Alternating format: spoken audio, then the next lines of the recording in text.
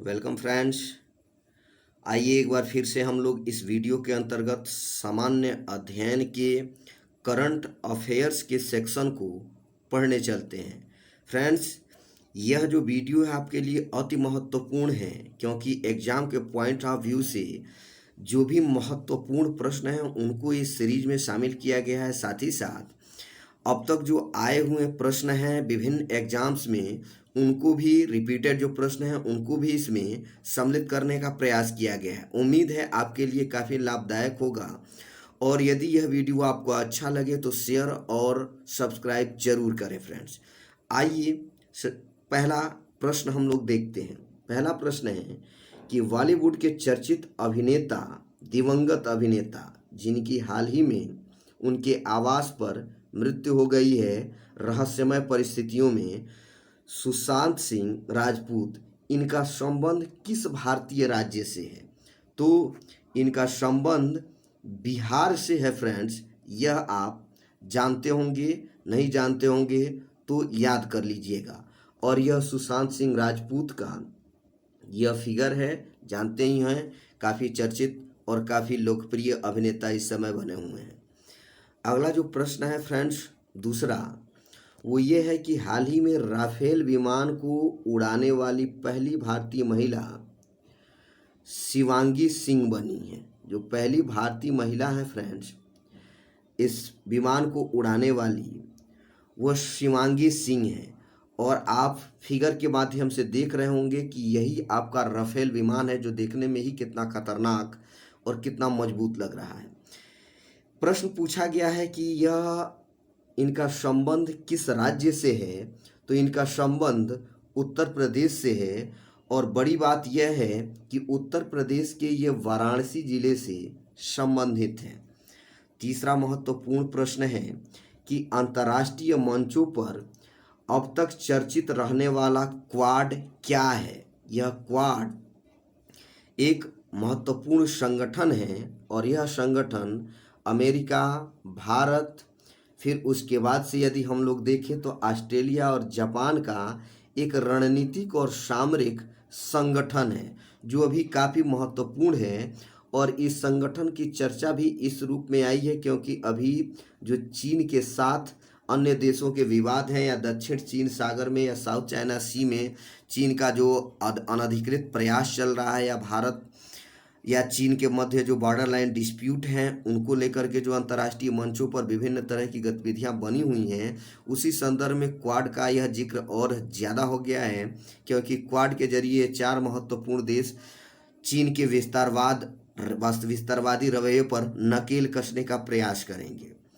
अगला है फ्रेंड्स, चौथा प्रश्न कि हाल ही में किस राज्य ने एक मास्क अनेक जिंदगी? फ्रेंड्स, यहाँ पर यह है एक मास्क अनेक जिंदगी, यह जन जागरूकता अभियान है। और यह जन जागरूकता अभियान का संचालन किसने किया है? किस भारतीय स्टेट ने, राज्य ने? तो इसका आंसर है आपका मध्य प्रदेश। और मानचित्र के माध्यम से आपको यह दर्शाने का प्रयास किया गया है कि मध्य प्रदेश कहाँ स्थित है। आप देख सकते हैं एमपी यूपी के बगल में ही स्थित है। इसकी सीमाएं छत्तीसगढ़, नीचे महाराष्ट्र, गुजरात और यहाँ पे राजस्थान जैसे बड़े राज्यों के साथ मिलती हैं। यह मध्य वाला हिस्सा है और भारत के केंद्र में स्थित राज्य है, इसीलिए इसका मध्य प्रदेश नाम रखा भी गया है। फ्रेंड्स, अगला प्रश्न है पांचवा कि फोर्ब्स, यह अमेरिकन या विदेशी यह पत्रिका है, इसके अनुसार दुनिया के 10 सर्वाधिक कमाई करने वाले अभिनेताओं की सूची में एकमात्र भारतीय अभिनेता कौन है? तो आप फिगर देख करके भी समझ गए होंगे, इसका जो आंसर है वो है अक्षय कुमार। तो इस तरह से यह अक्षय कुमार इस सूची में स्थान बनाने वाले भारत के एकमात्र अभिनेता हैं जो बॉलीवुड से संबंधित हैं। अगला प्रश्न है फ्रेंड्स, छठवां, कि हाल ही में लोक सेवा आयोग, काफ़ी चर्चित संस्था, सब लोग चर्चित हैं, सबके लिए, यूपीएससी का नया अध्यक्ष किसे बनाया गया है? ये यूपीएससी के नए अध्यक्ष हैं जो अभी हाल ही में बनाए गए हैं और इनका नाम है प्रोफेसर प्रदीप कुमार जोशी जी। और ये यूपीएससी के यह चेयरमैन बने हैं और यह बहुत बड़े, यह किस फील्ड से जुड़े हैं अगर आपसे पूछा जाए तो ये क्या हैं? तो यह भारत के चर्चित भाषाविद हैं जिन्हें इस प्रतिष्ठित संस्था या संवैधानिक संस्था का चेयरमैन बनाया गया है। 7वां प्रश्न है कि अमेजिंग इंडिया नामक पुस्तक किसके द्वारा लिखी गई है? काफ़ी चर्चित वर्तमान समय में है और यह अमेजिंग इंडिया पुस्तक का यह पूरा का पूरा आप हिस्सा देख रहे होंगे। पुस्तक का प्रिंटिंग इसी टाइप का है और इसकी जो लेखिका हैं वो आपके सम्मुख इस स्क्रीन पर दिखाई दे रही होंगी। इन लेखिका का नाम है नीना राय, मतलब नीना राय जी ही यह अमेजिंग अयोध्या नामक पुस्तक की लेखिका हैं। फ्रेंड्स, ये याद रखिएगा। अगला प्रश्न है कि किस देश ने हिंद महासागर के तट पर फंसे जापानी जहाज से तेल रिसाव होने के बाद पर्यावरणीय आपातकाल की घोषणा की है? एक ऐसा देश है जो हिंद महासागर के तट पर फंसे जापानी जहाज में तेल रिसाव हो रहा था, उसके वजह से इन्होंने पर्यावरणीय आपातकाल की घोषणा की है और वह देश मॉरिशस है। और यह मॉरिशस कहाँ है आप वर्ल्ड मैप में भी देख सकते हैं। यहाँ पर यह अफ्रीका का जो पूर्वी हिस्सा है वहाँ पर स्थित है। और यह कौन सा इलाका है? अगर सागर का नाम रखा जाए तो ये हम लोगों का इंडियन ओशियन है। इंडियन ओशियन है, मतलब हिंद महासागर है जहाँ पर यह स्थित है। देश का नाम क्या है? अभी हम लोग देख भी रहे थे, देश का नाम है मॉरिशस, जिसके यहाँ पर्यावरणीय आपातकाल की घोषणा की गई है जापानी जहाज के में से तेल रिसाव होने के कारण। 9वां जो प्रश्न है फ्रेंड्स वो है काफ़ी महत्वपूर्ण। ये भी प्रश्न है कि किस राज्य ने इंदिरा रसोई योजना की शुरुआत की है? हाल ही में इंदिरा रसोई योजना की शुरुआत की है। आप मानचित्र देख करके अनुमानित कर लिए होंगे इसका आंसर। जी हाँ फ्रेंड्स, यह है हम लोगों का प्रिय स्टेट राजस्थान। यह राजस्थान राज्य है जहाँ पे इंदिरा रसोई योजना की शुरुआत हुई है। और यह स्टेट का यहाँ पे लोकेशन आप देख रहे होंगे। यहाँ पे गुजरात, मध्य प्रदेश, यूपी और अन्य हम लोगों का हरियाणा राज्य इससे स्पर्श करता है, सीमाएं बनाता है। 10वां जो महत्वपूर्ण प्रश्न है फ्रेंड्स वो यह है कि भारत के वर्तमान में नियंत्रक एवं लेखा परीक्षक कौन है या किसे बनाया गया है? तो नियंत्रक एवं लेखा परीक्षक जो बनाए गए हैं उनका फिगर ये है आपके स्क्रीन पर और इनका जो नाम है वो ये है जीसी मुर्मू या गिरीश चंद्र मुर्मू। और इनसे आप पहले भी परिचित होंगे क्योंकि यह इससे पहले भारतीय केंद्र शासित प्रदेश नवीनतम जो निर्मित हुआ है लद्दाख, उसी के प्रशासक थे, उसी को ये डील कर रहे थे। अब कमेंट के माध्यम से आप बताइएगा कि ये लद्दाख से जब बन गए हैं हमारे यहाँ नियंत्रक एवं महालेखा परीक्षक, तो लद्दाख के क्षेत्र में इनका कार्यभार किसे सौंपा गया है? 11वां प्रश्न है फ्रेंड्स कि किस राज्य की सरकार पंचायत चुनाव में महिलाओं को 50% आरक्षण प्रदान करने वाला विधेयक पेश की है? काफ़ी महत्वपूर्ण है और काफ़ी वुमेन एम्पावरमेंट से संबंधित यह घटनाक्रम है। इसका लोकेशन आप देख रहे होंगे। लोकेशन के हिसाब से आपने सही पकड़ा है। यह भारत का हरियाणा राज्य है जहां पर ये गतिविधि हुई है। इसका आंसर है हरियाणा। फिर अगला प्रश्न है 12वां कि हाल ही में कौन सी महिला क्रिकेटर तीनों फॉर्मेट में शतक लगाने वाली प्रथम महिला बनी है? ये वही महिला क्रिकेटर हैं जो T20, फिर वनडे और फिर टेस्ट क्रिकेट में तीनों फॉर्मेट में, क्रिकेट के ये 3 महत्वपूर्ण फॉर्मेट है जो चल रहे हैं, इन तीनों फॉर्मेट में इन्होंने शतक लगाया हुआ है। ये उपलब्धि हासिल करने वाली यह जो महिला हैं वो इंग्लैंड की हैं। इनके इस शर्ट पर, टी शर्ट पर आप ये लोगो भी देख सकते हैं। इनका नाम है हैदर नाइट। अति महत्वपूर्ण। फिर 13वां प्रश्न है कि ट्विटर पर सर्वाधिक कमाई करने वाले खिलाड़ी कौन बने हैं। खिलाड़ियों से संबंधित ये प्रश्न फिर से, कि ट्विटर पर सबसे ज़्यादा कमाई करने वाले खिलाड़ी कौन हैं पूरे वर्ल्ड में। तो फिगर देख के आप समझ गए होंगे कि ये है भारतीय क्रिकेट के महत्वपूर्ण महारथी, यह विराट कोहली। अगला प्रश्न है फ्रेंड्स 14वां, कि वर्ल्ड हैप्पीनेस इंडेक्स 2020 में प्रथम स्थान किस देश का है। तो यह प्रथम स्थान वर्ल्ड हैप्पीनेस इंडेक्स 2020 की चर्चा करें तो यह है फिनलैंड में। यह फिनलैंड का प्रथम स्थान है और फिनलैंड यूरोप का एक देश है और स्कैंडिनेवियन देशों का समूह जो है उसमें फिनलैंड आता है। फिनलैंड की राजधानी क्या है आप कमेंट के माध्यम से जरूर बताइएगा फ्रेंड्स। अगला प्रश्न है महत्वपूर्ण ढंग से, यह भी प्रश्न है कि 2020 में विश्व उपभोक्ता दिवस कब मनाया गया था। यह जो प्रश्न है इसका आंसर आप इस फिगर से ही बता सकते हैं।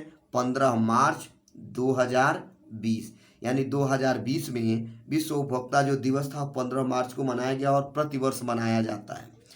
अगर आप थोड़ा सा और ध्यान दें फ्रेंड्स तो यहाँ पर इसका जो लोगो है, इस लोगो के नीचे सीधे लिखा गया है यह द सस्टेनेबल कंज्यूमर। तो यह इसका थीम है फ्रेंड्स। इसकी थीम 2020 वाले 15 मार्च 2020 वाले यह वर्ल्ड कंज्यूमर राइट डे की थीम है। फिर 16वां जो प्रश्न है वो ये है कि कोविड-19 से बचने के लिए सबसे पहले लॉकडाउन किस राज्य ने किया था। लॉकडाउन फ्रेंड्स सबसे पहले किसने किया है तो इसका आंसर जो है देख रहे होंगे राजस्थान है। फिर 17वां प्रश्न है कि कोविड-19 से बचने के लिए सबसे पहले कर्फ्यू, स्टेट में कर्फ्यू किसने लगाया है। वहाँ पे तो हम लोग पढ़े हैं लॉकडाउन, यहाँ पे पढ़ा जा रहा है कर्फ्यू किसने लगाया है। तो इसका जो आंसर है वो है फ्रेंड्स पंजाब स्टेट ने सबसे पहले ये लगाया था।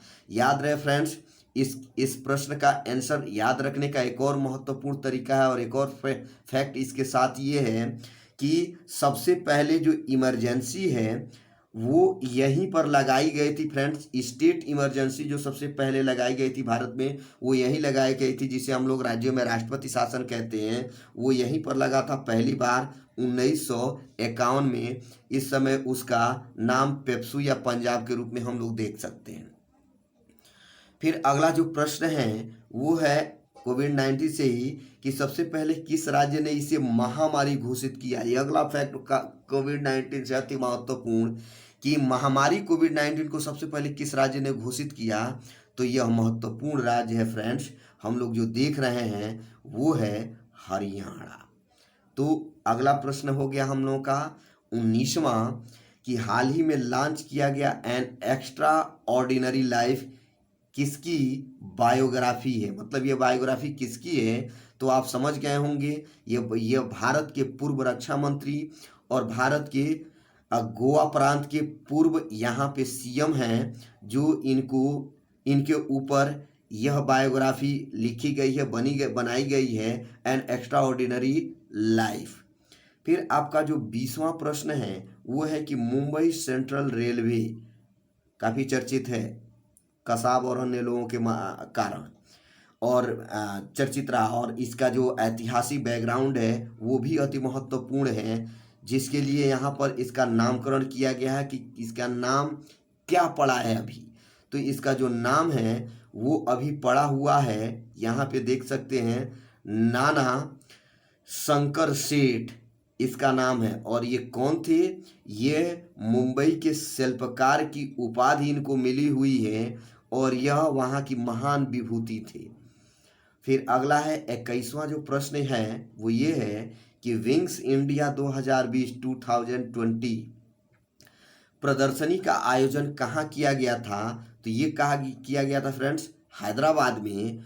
और यह विंग्स इंडिया का जो आप देख रहे हैं उसकी ये टाइमिंग यहाँ पे लिखी गई है 12 से 15 मार्च। और फिर यहाँ पे लिखा गया Asia largest event on civil aviation, मतलब यह एशिया का सबसे बड़ा या बड़े में सबसे बड़े में यह इवेंट है सिविल एविएशन से संबंधित। यह नागरिक उड्डयन पर यह एशिया का लार्जेस्ट प्रदर्शनी है फ्रेंड्स, याद रखिएगा। फिर 22वां प्रश्न है कि जम्मू कश्मीर विश्वविद्यालय का नया नाम क्या है। तो जम्मू कश्मीर विश्वविद्यालय का जो नया नाम है फ्रेंड्स वो है महाराजा गुलाब सिंह विश्वविद्यालय। और महाराजा गुलाब सिंह का फिगर सामने आप आराम से देख रहे होंगे। फिर 23वां जो प्रश्न है फ्रेंड्स ये है कि दिल्ली में आयोजित एकम मेला, अति महत्वपूर्ण फैक्ट है फ्रेंड्स, का आयोजन क्यों किया गया। ये एकम मेला क्या है। तो ये एकम मेला जो है फ्रेंड्स वो है दिव्यांग शिल्पकारों को बढ़ावा देने के लिए, उनको प्रमोट करने के लिए ये एकम मेला का आयोजन किया गया है। उसका लोगो है भारत सरकार का, लोगो आप आराम से देख रहे होंगे। और यहाँ पर जो कंडीशन है वो यहाँ पर आप देख रहे होंगे, लिखा भी गया एकम फेस्टिवल की बात हो रही है।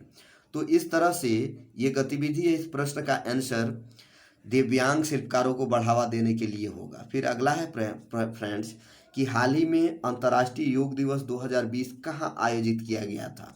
तो यह उसका योग दिवस का आपका लोगो है, कब आयोजित किया गया था आप यहाँ पे देख रहे हैं। ये कंडीशन है, योग महोत्सव की चर्चा हो रही है, न कि योग दिवस की चर्चा हो रही है। हम लोग जानते हैं योग दिवस हम लोगों का 21 जून को मनाया जाता है, जबकि यहाँ पर यह योग महोत्सव की चर्चा की गई है फ्रेंड्स। तो योग महोत्सव यहाँ पर ऋषिकेश है आंसर। फिर अगला प्रश्न है कि लखनऊ स्थित ख्वाजा मोइनुद्दीन चिश्ती उर्दू अरबी फारसी विश्वविद्यालय का नया नाम क्या रखा गया है। बहुत बड़ा नाम है इस विश्वविद्यालय का, शायद सरकार ने इसीलिए सुविधा के लिए ख्वाजा मोइनुद्दीन चिश्ती भाषा विश्वविद्यालय का नाम रखा है, क्योंकि यहाँ पर जो भी चीज़ें हैं वो भाषाएं ही तो हैं, उर्दू अरबी फारसी, तो इनको भाषा विश्वविद्यालय नाम दे दिया गया है, यह जानते रहिएगा। 26वां जो प्रश्न है फ्रेंड्स यह भी अति महत्वपूर्ण है कि एनटीपीसी ने हाल ही में 925 मेगावाट का सौर्य पार्क स्थापित करने की घोषणा की है। कहाँ की है यह। तो इसका जो आंसर है वो है राजस्थान का ये जैसलमेर इलाका। सौर्य पार्क क्या होता है, सोलर जो लगाए जाते हैं वो ऐसे ही लगाए जाते हैं किसी एक स्थान पर फिक्स करके, और इसको बैरिकेटिंग कर दिया जाता है और इसी को नाम कर दिया जाता है पार्क। कौन सा पार्क, तो सोलर पार्क। ये एनर्जी क्रिएशन से संबंधित महत्वपूर्ण तथ्य है। फिर अगला प्रश्न है फ्रेंड्स कि हाल ही में किस देश ने चीन से यह अपील संबंधी प्रस्ताव पारित किया है कि वह भारत से अपना जो तनाव है वो कम करे। यह प्रस्ताव कौन सा पास किया है, कौन सा देश। तो ये है हम लोगों का संयुक्त राज्य America, United states of America. अगला प्रश्न है कि किस भारतीय राज्य ने हाल ही में महाजाब पोर्टल, महाजाब ये जाब से ही संबंधित पोर्टल है, इसको सबसे पहले इसने हाल ही में किस भारतीय राज्य ने इस पोर्टल की शुरुआत की है। तो इसका जो आंसर है वो है महाराष्ट्र। फिर अगला प्रश्न है फ्रेंड्स कि कौन सा भारतीय राज्य है सन 2022 तक प्राकृतिक तरीके से खेती करने वाला देश का पहला राज्य बन जाएगा। नेचुरल फार्मिंग के रूप में जो इस्टेब्लिश करने की प्रक्रिया है वो कौन सा राज्य ऐसा प्रयास कर रहा है कि ये गतिविधि हो जाए 2022 तक। तो वो है हिमाचल प्रदेश। यह जानते रहिएगा हिमालय के गोद में स्थित हिमाचल प्रदेश है, इंडो चाइना बॉर्डर पर स्थित भारत का महत्वपूर्ण राज्य है। अगला है फीफा कप 2022 किस देश में आयोजित 2022 किस देश में आयोजित करने का प्रस्ताव है या प्रस्तावित किया गया है। तो इसका जो आंसर है फ्रेंड वो है कतर। और यह फीफा वर्ल्ड कप 2020 का यह लोगो है, आराम से देख रहे होंगे आप। फिर अगला अगला जो प्रश्न है फ्रेंड्स वो ये है कि हाल ही में किस भारतीय राज्य ने रोको टोको अभियान की घोषणा की थी। तो इसका आंसर है मध्य प्रदेश। यह रोको टोको अभियान जो है वो यहाँ पर हम लोग यदि देख रहे हैं तो यह कोविड-19 से संबंधित है। जो लोग मास्क या ऐसे मास्क लगा करके बाहर सुरक्षित निकलने का प्रयास नहीं कर रहे थे उन्हीं को रोकने या टोकने का यह अभियान है महत्वपूर्ण रूप से। फिर अगला प्रश्न है फ्रेंड्स कि बहुचर्चित पुस्तक इक्का बाग द इक्का बाग को किसने लिखा है। हाल ही में काफ़ी चर्चित रहा है फ्रेंड्स और इनकी लेखिका है वह भी काफ़ी चर्चित है। यह देखिए J.K. रॉलिंग ने ही इनको लिखा है और यह लिखा गया है द इक्का बाग। इसका आंसर होगा J.K. रॉलिंग द इक्का बाग के लेखक हैं। महत्वपूर्ण यह भी है कि इन्होंने ही आप पढ़े होंगे कि हैरी पॉटर सीरीज की जो कहानियां हैं उनकी लेखक यही J.K. रॉलिंग ही हैं। तो इसलिए भी यह काफ़ी महत्वपूर्ण है, याद रखिएगा। 33वां जो प्रश्न है फ्रेंड्स वो है कि हाल ही में विश्व का सबसे बड़ा और सबसे गर्म जो ज्वालामुखी है वो किसे किसे घोषित किया गया है फ्रेंड्स। सबसे गर्म घोषित किया गया है, यहाँ पे छूट गया है ज्वालामुखी किसे घोषित किया गया है यह याद रखिएगा फ्रेंड्स। तो इसका जो आंसर होगा वो है पुहोन ज्वालामुखी। और यह पुहोन ज्वालामुखी कहाँ स्थित है तो हवाई द्वीप पर स्थित। और हवाई द्वीप किसका है, यह संयुक्त राज्य अमेरिका का है और यह प्रशांत महासागर में स्थित है हवाई द्वीप। और यह रिंग ऑफ फायर जो अंग्री वलय प्रशांत महासागर का हिस्सा होता है उसी में यह हवाई द्वीप पर स्थित ये पोहून ज्वालामुखी है। ज्वालामुखी जो वोल्केनो होते हैं उनकी ये गतिविधि आप आराम से देख रहे होंगे। अगला जो प्रश्न है वो फ्रेंड्स कोरोना महामारी के दौरान किस राज्य से गुजरने वाले प्रवासियों के लिए चरण पादुका अभियान। यह काफ़ी मार्मिक अभियान था फ्रेंड्स, मानवीय अभियान। इसकी शुरुआत मध्य प्रदेश के पुलिस वालों ने किया था और वहाँ पे स्टेट में यह आंदोलन के रूप में सामने आया था। इसमें जो प्रवासी जो मजदूर थे, प्रवासी मजदूर, ये प्रवासी मजदूर पैदल चल रहे थे और उनके पैदल में पैरों में जो उनके छाले पड़ जा रहे थे, चलने में दिक्कत हो रही थी। इन्हीं के लिए फ्री में मुफ्त में ये लोग इनके चरण के लिए पादुका का मतलब हो गया आपका चप्पल, शूज या आपके जो भी स्लीपर होते हैं, यह उनको देने का प्रयास किया गया था। अगला प्रश्न है फ्रेंड्स कि राष्ट्रीय कृषि और ग्रामीण विकास bank, national agriculture and development bank जो है वो नाबार्ड, इसका नया अध्यक्ष किसे नियुक्त किया गया है फ्रेंड्स। तो इसके जो नए अध्यक्ष हैं वो गोविंदा राजुलू चिंताला हैं और इनका यह फिगर है, आप देख रहे होंगे। इनका यह नाम है और ये चेयरमैन है, आप देख रहे होंगे। और यहाँ पर यह नाबार्ड का लोगो है, यह भी आप देखते रहिएगा फ्रेंड।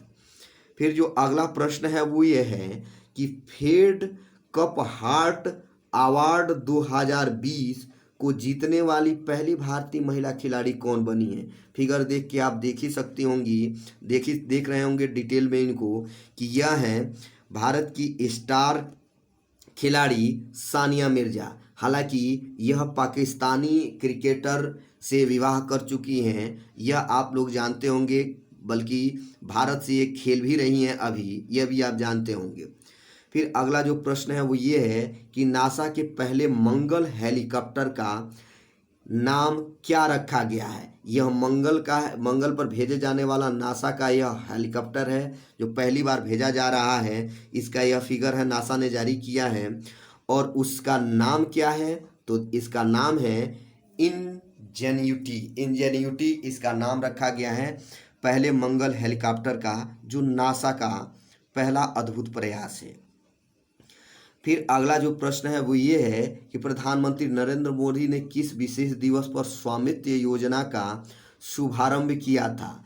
तो स्वामित्व योजना का शुभारंभ किया था पीएम मोदी हमारे हैं। यहाँ पर देखिए लिखा गया है, डेट भी 14 अप्रैल 2020 को। और हम लोग जानते हैं कि प्रतिवर्ष 14 अप्रैल को हम लोग पंचायती राज्य दिवस मनाते हैं और इसी दिन हम लोग के यहाँ पंचायती राज्य व्यवस्था को लागू किया गया था। संवैधानिक जो व्यवस्था के अधीन है उसको लागू किया गया था, इसीलिए यह काफ़ी चर्चित भी है। और इसी तिथि को हमारे प्रधानमंत्री ने स्वामित्व योजना की शुरुआत की है, ये जानते रहिएगा फ्रेंड्स।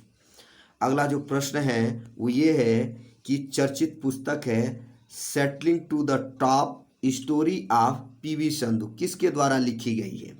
तो इसका जो आंसर है फ्रेंड्स, वो जो बुक है आप सामने देख रहे होंगे, उसका बुक का हिस्सा आपको दिखाई दे रहा होगा। इसके जो लेखक हैं वो हैं बी कृष्णा स्वामी।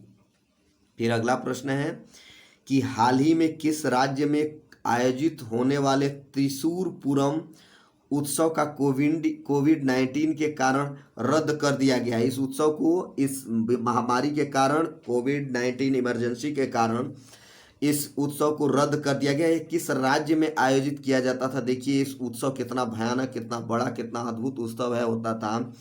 इसको हाल ही में रद्द किया गया है और ये कहाँ होता था? इसका आंसर है केरल।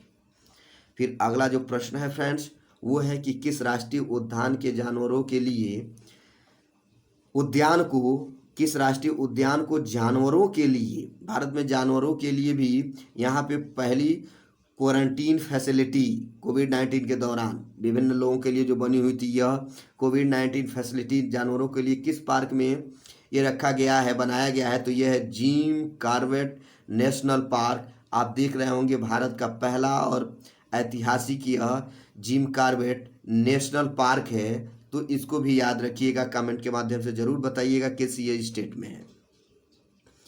फिर अगला प्रश्न है, दिल्ली के मुख्यमंत्री श्री अरविंद केजरीवाल जी ने कोविड-19 के खिलाफ 5T प्लान की घोषणा की थी। यह जो इन्होंने घोषणा किया हुआ था, तो ये प्रश्न ये है कि यह किस देश से प्रेरित था? कौन ये 5T प्लान किस देश से प्रेरित था? तो ये आप जानते रहिएगा। इसका आंसर जो है वो है दक्षिण कोरिया।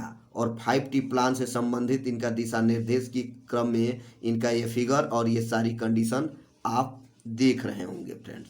अगला जो प्रश्न है वो है अर्थ आवर 2020 की थीम क्या थी? यह देख रहे होंगे आपका अर्थ आवर है और ये अर्थ आवर जो है हमारे यहाँ 2020 में मनाया गया है और यह कंडीशन पूछा जा रहा है कि इसकी थीम क्या है। तो इसकी थीम यहाँ पर लिखा गया है जलवायु परिवर्तन और सतत विकास, काफ़ी महत्वपूर्ण है। फिर 44वां प्रश्न है कि किस राज्य ने कोविड-19 के खिलाफ टीम 11 का नामक अंतर विभागीय समिति, ये टीम 11 था, वो अंतर विभागीय समिति था, आप जान रहे होंगे, याद रखिएगा। और ये फिगर देख के ही जान गए होंगे कि यह हमारे यहाँ उत्तर प्रदेश के यशस्वी मुख्यमंत्री हैं श्री आदित्यनाथ योगी या योगी आदित्यनाथ जी। और यह हमारा स्टेट है उत्तर प्रदेश। आंसर होगा इसका टीम 11 गठित करने वाला उत्तर प्रदेश। फिर अगला है इथोनोलॉज। यह एक सर्वे करने वाली एक संस्था है जिन्होंने हिंदी विश्व में हिंदी का प्लेस बताने का प्रयास किया। अभी इन्होंने सर्वे में कहा है कि यह हिंदी का स्थान तीसरा है। यही प्रश्न है कि हिंदी को विश्व में किस स्थान पर इसने बताया है? तो है तीसरा।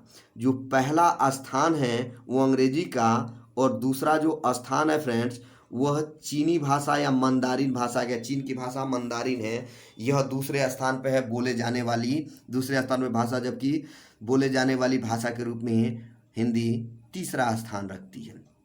अगला प्रश्न है कि लासा बुखार अभी विश्व में चर्चित रहा है। लासा बुखार, इस बुखार के कारण पूछा गया प्रश्न है कि किस देश में स्वास्थ्य आपातकाल की घोषणा की है? स्वास्थ्य आपातकाल की घोषणा कहाँ किया गया है? तो यह देश है नाइजीरिया और यह अफ्रीका का देश है, यह अफ्रीका महाद्वीप है। आप देख रहे होंगे यह मेडागास्कर है, द्वीप है हिंद महासागर में, इधर अटलांटिक महासागर है, लिखा गया होगा। ये पूरा का पूरा यहाँ से ये पूरा यहाँ तक ये सब अफ्रीका है, ये अरब कंट्रीज है और नाइजीरिया का जो लोकेशन है वो ये है फ्रेंड्स।